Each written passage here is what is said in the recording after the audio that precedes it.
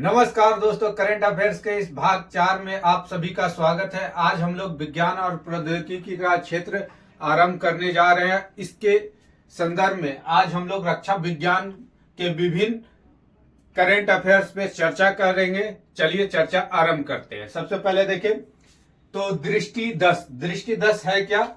दृष्टि 10 जो है star line unmanned aerial vehicle है। यह एक प्रकार का ड्रोन है। Adani defence and aerospace द्वारा इसे निर्मित किया गया है। स्वदेशी निर्मित है। यह हर मौसम में काम करने में सक्षम है। जैसा कि अभी लाल सागर और अदर की खाड़ी में देखा गया है कि किस प्रकार से ड्रोन का हमला जहाजों पे हुआ है, मालवाहक जहाजों पे हुआ है, उसको ध्यान में रखते हुए इस ड्रोन का विकास किया गया है। दूसरा देखें आईएनएस तारमुगली। आईएनएस तारमुगली क्या है? नौसैन्य पोत युद्ध पोत है। त्रिकांत श्रेणी का त्वरित प्रतिक्रिया एवं हमलों में सक्षम है, मतलब तुरंत कार्रवाई करने में सक्षम है। 2006 में हम लोगों ने इसे मालदीव को दिया था, लेकिन 2023 में मई में इसे मालदीव में वापस कर दिया और फिर दिसंबर में इसे 2023 में भारतीय नौसेना में इसे शामिल कर लिया गया। फिर एक नया महत्वपूर्ण है समर। समर क्या है?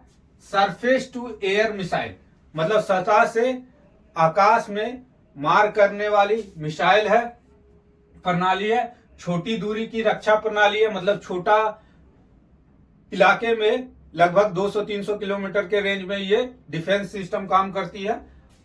इसे अस्त्र शक्ति 2023 के दौरान इस प्रणाली का सफल परीक्षण किया गया था। इसके बाद देखें बैलिस्टिक मिसाइल प्रलय।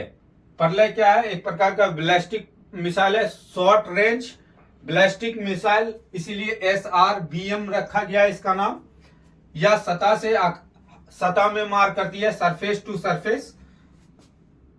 DRDO के द्वारा निर्मित किया गया। इसका रेंज जो है 350 से 500 किलोमीटर है। इसके अलावा एक महत्वपूर्ण देखें INS इम्फाल। इसे मंझगांव डॉक शिपयार्ड लिमिटेड द्वारा विकसित किया गया है, जो गोवा में स्थित है। इसे 20 अक्टूबर 2023 को भारतीय नौसेना में शामिल कर लिया गया है। प्रोजेक्ट 15 के तहत यह शामिल होने वाला तीसरा स्टील डिस्ट्रॉयर नौसैन्य जहाज है।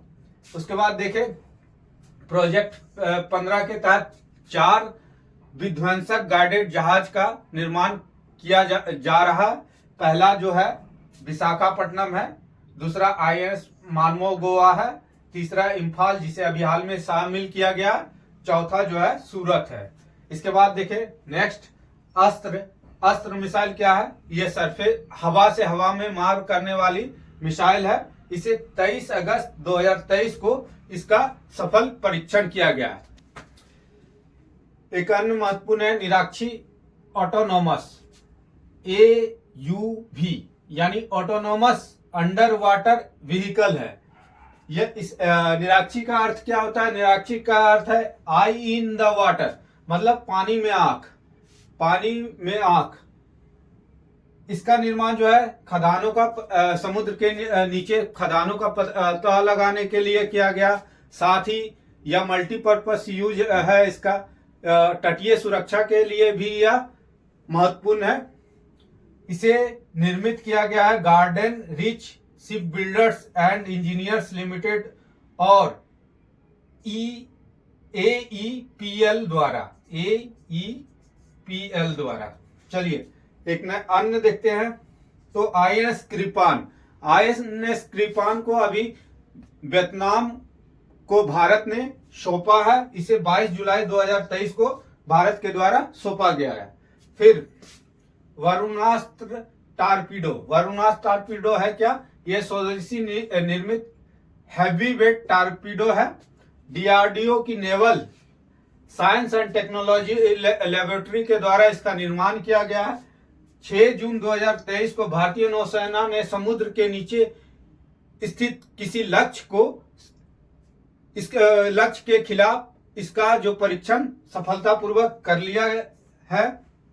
उसके बाद है स्काई यूटीएम, क्या है? भारत का पहला एयरडोन मैनेजमेंट सिस्टम है, मानव रहित यातायात प्रबंधन प्रणाली है। ये इंपॉर्टेंट है काफी। फिर अग्नि 5, अग्नि 5 क्या है? परमाणु सक्षम बैलिस्टिक मिसाइल, यह जो है रात में भी हमला कर सकता है। इसे डीआरडीओ और भारत डायनेमिक्स लिमिटेड के द्वारा निर्मित किया गया और यह सरफेस टू सरफेस मार करता है। अग्नि श्रेणी की मिसाइल सतह से सतह मार करने वाली मिसाइल है।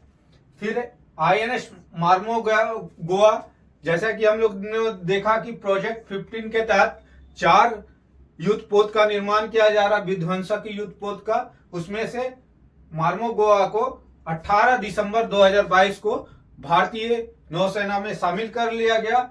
इसमें यह जो युद्ध पोत है उसमें सरफेस टू सरफेस से मार करने वाली मिसाइल के साथ साथ सरफेस टू हवा में मार करने वाली मिसाइल भी शामिल है। अग्नि प्राइम डीआरडीओ द्वारा निर्मित है। यह जो है MRBM मतलब मध्यम रेंज बैलिस्टिक मिसाइल है, सरफेस टू सरफेस सतह से सतह मार करने वाली मिसाइल है। इसकी मारक क्षमता जो है 1000 से लेके 2000 किलोमीटर है। उसके बाद देखें तो स्काई हॉक क्या है? भारत का पहला 5G सक्षम ड्रोन है। इंपॉर्टेंट है, 5G से लैस एक ड्रोन है। स्काई हॉक ऊर्ध्वाधर मतलब सीधे वर्टिकल, सीधे ऊपर उठ के और सीधे नीचे उतरने में यह ड्रोन जो है सक्षम है। उसके बाद देखें INS एंड्रोथ, यह पनडुब्बी रोधी पोत है, एंटी सबमरीन क्राफ्ट है। कोलकाता हुगली नदी में इसे लॉन्च किया गया है।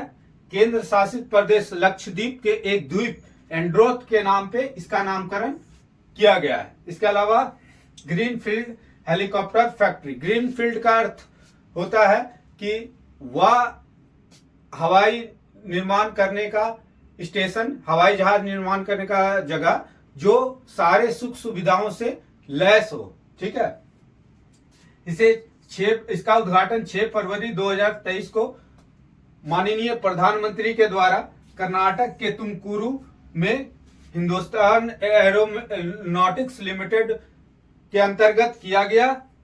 एशिया का सबसे बड़ी हेलीकॉप्टर निर्माण सुविधाओं से युक्त है।